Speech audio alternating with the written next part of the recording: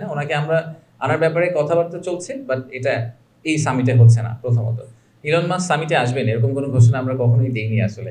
উনি একজন, তো আপনারা সবাই জানেন যে উনি ইলেকশনের পরে, ইউএস ইলেকশনের পরে উনি একজন আমেরিকার সরকারি কর্মকর্তা হয়ে গেছেন। তো ওনাকে বাংলাদেশে আনার জন্য আমাদের একটা প্রসেসের ভিতর দিয়ে যেতে হবে। এটা আসলে ওভারনাইট, আগে একজন ব্যবসায়ীকে আনার জন্য ব্যাপারটা যত সহজ ছিল আমাদের জন্য যে ওনাকে আমরা কোনোভাবে কানেক্ট করে নিয়ে আসতাম, এখন ওনাকে আনাটা একটা become a state program. So ওই পয়েন্ট অফ ভিউ থেকে ওনাকে এত সহজে আসলে আমরা আনার কথা চিন্তা করছি না। ওনাকে আমরা আনার ব্যাপারে কথাবার্তা চলছে, বাট এটা এই সামিটে হচ্ছে না প্রথমত। দ্বিতীয়ত হচ্ছে যে সামিটে আমরা কালকে 9 তারিখে আমরা স্টার্লিং এর ডেমো ডে বলছি।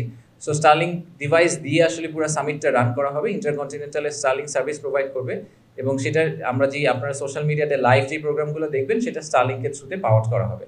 তো সেটা যারা সামিটে যাবেন তারা আসলে পার্সোনাল ডিভাইসও স্টারলিংকে কানেক্ট করে আপনারা ওখানে একটা এক্সপিরিয়েন্স করতে পারবেন। স্টারলিংকের অ্যাপ্রুভালের ব্যাপারে ওনারা বিডার রেজিস্ট্রেশনের জন্য অ্যাপ্রুভাল করেছিলেন। আপনারা শুনেছেন যে গত মাসের 29 তারিখে আমরা এনজিএসও পলিসি ফাইনালি রোল আউট করে দিয়েছি পাবলিক ডোমেইনে। তারপরে ওনারা বিডার রেজিস্ট্রেশনের জন্য অ্যাপ্লাই করেছিলেন, ওনাদের বিডার রেজিস্ট্রেশন হয়ে গেছে।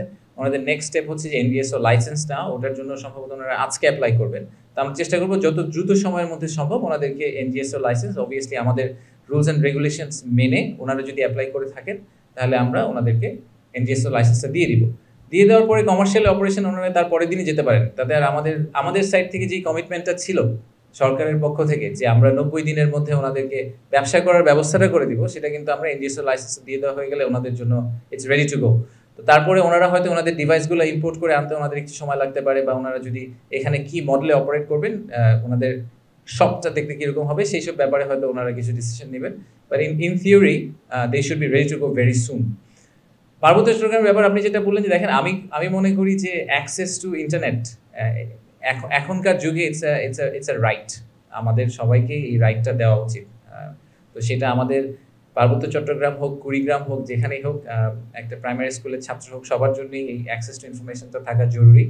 তো আমরা এটা সবার জন্য সেজন্যই ওপেন করে দিতে চাই। ঠিক যেভাবে আমরা পানি খাই, আমরা শ্বাস নিতে পারি, আমার মনে হয় অ্যাক্সেস টু ডেটা এবং ইন্টারনেট ওয়ার্ল্ড ইজ নেসেসিটি। তো সেটাই আমাদের পারপাস। তো সেই পারপাসের উপর বেস করে আমরা এনজিওসি পলিসিটাকে রোল আউট করার চেষ্টা করছি। Thank you.